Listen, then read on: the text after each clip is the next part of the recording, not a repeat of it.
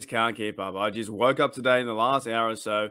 It is Pittsburgh Steelers camp, day 5. The padded practice are pads are back on.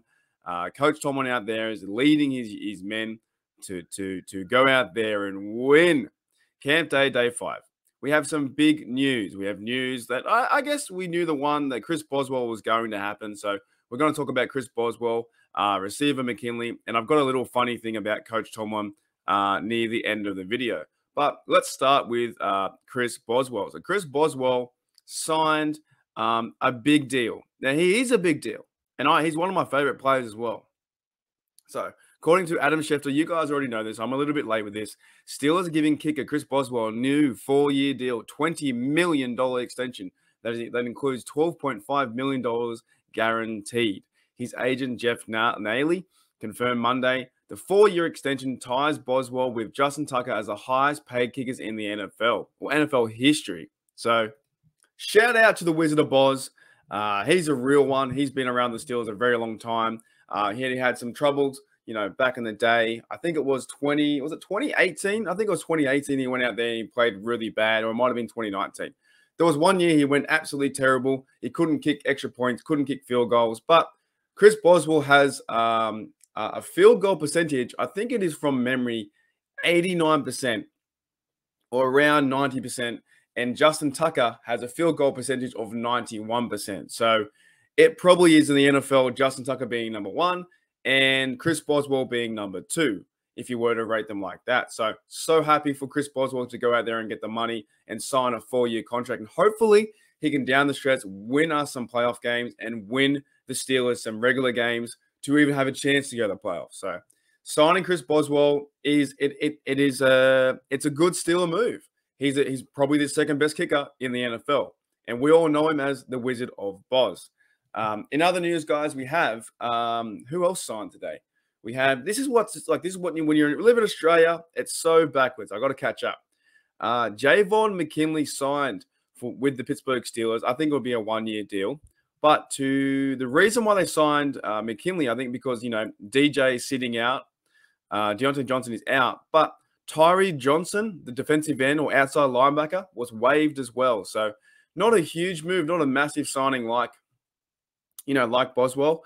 But McKinley, he was played with, I'm pretty sure he played with the Detroit Lions. So he was drafted by the Lions and he was cut. He's from Notre Dame as well. So another Notre Dame receiver. Now, what's going to happen? So, realistically, where does McKinley really fit in this receiver room? You've already got Chase Claypool. Deontay Johnson is sitting out or holding in. You have the superstar, George Pickens going out there and burning everyone. You've got Austin as well, who will probably go into that 4th receiver. Shesky, the returner, who's trying to be maybe a receiver too. Who else do you got? Steven Sims in there. You have Cody White trying to make the team. So this guy, McKinley, probably just a guy that has a chance to maybe, make the team or practice squad. I don't really see him going out there and becoming part of the 53, but I wish him all the luck in that regard anyway. So there's a lot going on, guys. It is now padded practice. So I just saw a video before I got in here that made me laugh. I saw a video with Coach Tomlin and Najee Harris talking about padded practice and how fun it is to get, the pads back on. And Najee seems really excited and really pumped up. Najee Harris seems like he just wants to go out there and run through a brick wall. He was talking about how the defense, he doesn't, he knows the defense is all, the top 5 and top 10, and he got all the best players. But Najee Harris doesn't care. He does not care. He wants to go out there. He wants to go out there and score touchdowns and run over the defense. Even if it's his own team, he still wants to go out there. So it was good to see Coach Tomlin and Najee Harris interacting together. It puts you in that that Steeler realm of yeah, we can do this. The Pittsburgh Steelers can do this. Why can't they do this?